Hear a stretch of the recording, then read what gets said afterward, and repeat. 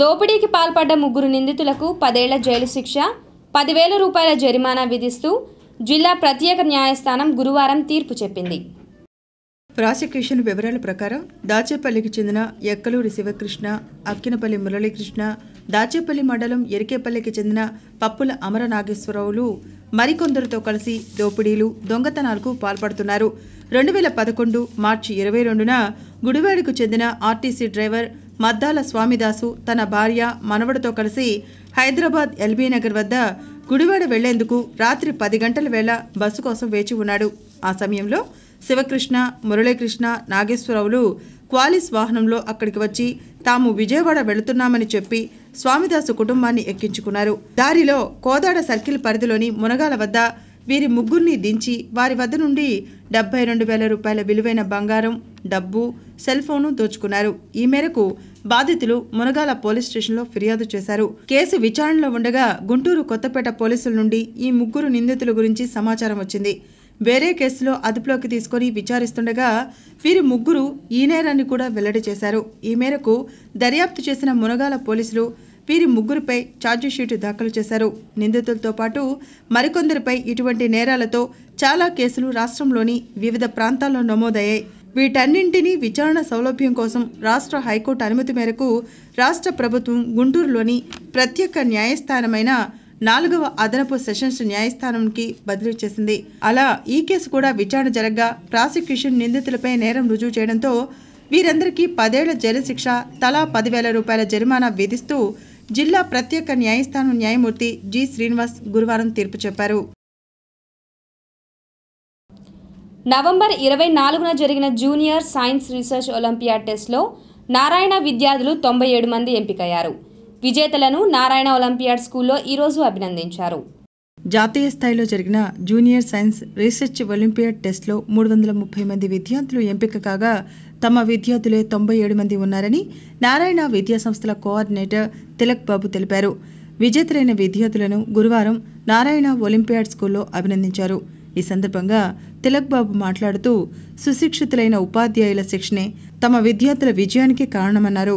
ఒక రకంగా చెప్పాలంటే ఇవాళ జాతీయ స్థాయిలో సైన్స్ ఒలింపియాడ్ ఎగ్జామినేషన్ అంటే చాలా పెద్ద క్రేజీగాను ఒక మంచి విద్యార్థులే ఎగ్జామినేషన్లో సెలెక్ట్ అవుతారన్నటువంటి ఒక ఇది విద్యారంగంలో కాకుండా అలాగే ఎడ్యుకేటెడ్ పేరెంట్స్లో కూడా ఉంది.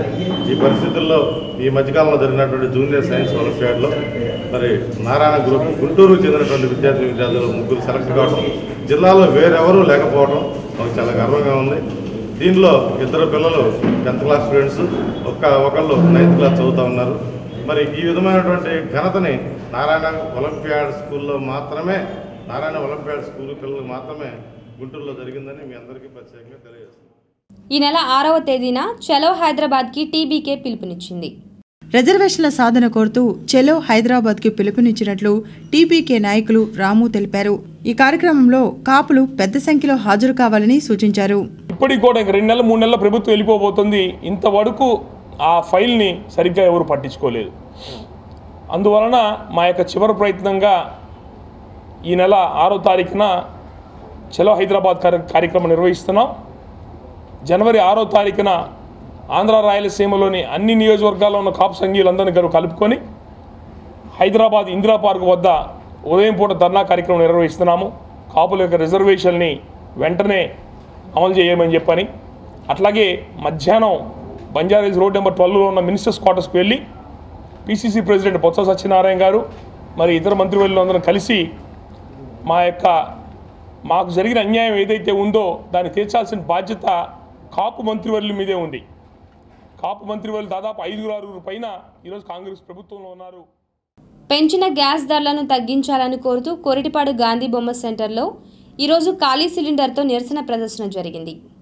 వైఎస్ఆర్ కాంగ్రెస్ నేత ఏటిగడ్డ బుజ్జి ఆధ్వర్యాన్ని జరిగిన ఈ ఆందోళనలో మహిళలు పాల్గొన్నారు. ఈ సందర్భంగా పార్టీ మహిళా విభాగ నేతలు మాట్లాడారు. మహిళల కంట కన్నీరు పెట్టిస్తున్న కాంగ్రెస్ కు తగిన బుద్ధి చెప్తామన్నారు.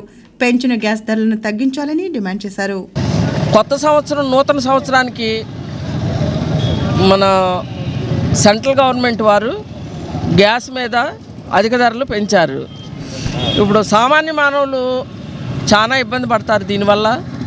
ఏదైనా నూతన సంవత్సరం ఒక పార్టీ ఉందంటే, ప్రభుత్వం ఉందంటే ప్రజలకి న్యాయంగా ఏదైనా ధరలు తగ్గిస్తే కానీ ఏదైనా వాళ్ళకు ఉపయోగపడే విధంగా ప్రజలకి సహాయం చేస్తే ప్రభుత్వాన్ని మెచ్చుకోవడానికి అవకాశం ఉందండి. వీళ్ళు చేసే చర్యలు మట్టికి ప్రభుత్వం చేసే చర్యలు ప్రజలకు, సామాన్యమైన ప్రజలకి ఎటువంటి ఉపయోగం లేదు ఈ గవర్నమెంట్ చేసేది.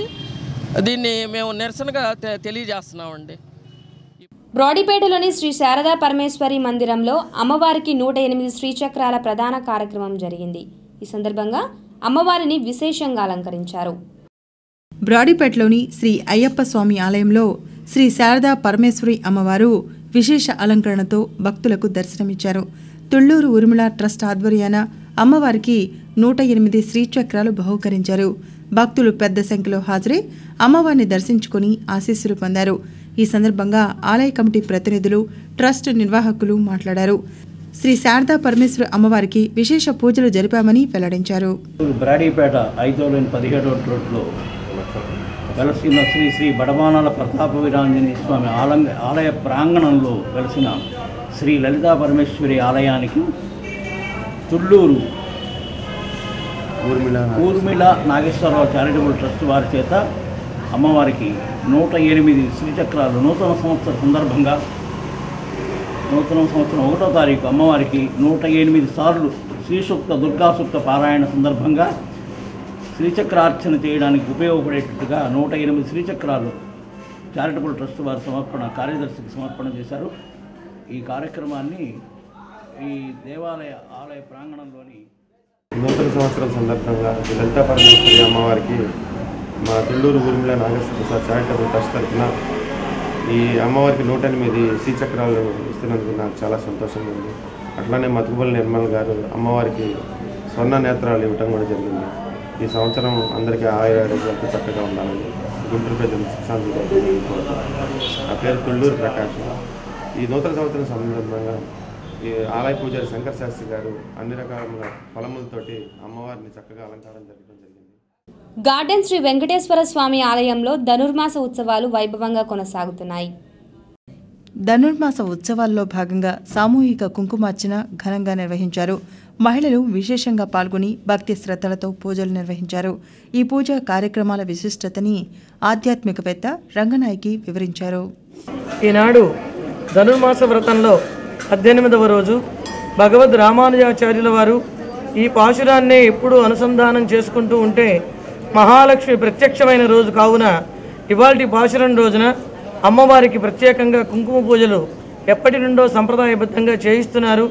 మన పద్మావతి గోదా సమేత శ్రీ వెంకటేశ్వర స్వామి సన్నిధిలో వందల మంది మహిళలు ఈ అమ్మవారి పూజలో పాల్గొని అమ్మవారి కృపకు పాత్రులవుతున్నారు. ఈ పాశురాన్ని అనుసంధానం చేసుకున్న వాళ్ళకి లక్ష్మీ కటాక్షం తప్పకుండా కలిగి తీరుతుంది. ఎవరికైనా దరిద్ర బాధలో ఉన్నవారు రోజు ఈ పాశురాన్ని చదువుకుని అమ్మవారికి ఒక్క పువ్వు పెట్టుకున్నట్లయితే తప్పనిసరిగా అమ్మవారు దారిద్ర్యాన్ని తీర్చివేస్తుంది. అందుకు ఇక్కడే మనకి నిదర్శనం భక్తులున్నారు. వార్తలు ముగించే ముందు హెడ్లైన్స్ మరోసారి. పశ్చిమ నియోజకవర్గంలో వేగవంతంగా అభివృద్ధి పనులు. 29వ డివిజన్లో నిర్మాణ పనులకు శంకుస్థాపన చేసిన మంత్రి కన్నా.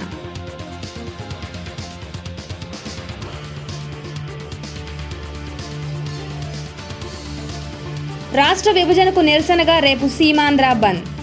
విభజన ప్రక్రియను అడ్డుకోకపోతే రాజకీయ భవిష్యత్ ఉండదన్న కోడెల.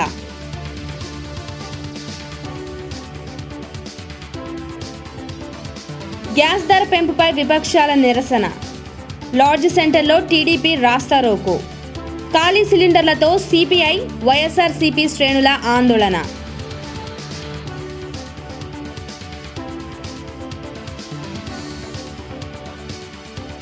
తూర్పు నియోజకవర్గంలో దశల వారీగా అభివృద్ధి పనులు. 2వ డివిజన్లో సీసీ రోడ్లను ప్రారంభించిన ఎమ్మెల్యే మస్తాన్ వలీ.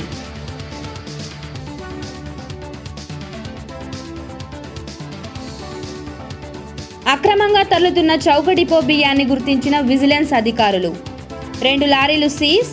2 లక్షల విలువైన రేషన్ బియ్యం స్వాధీనం.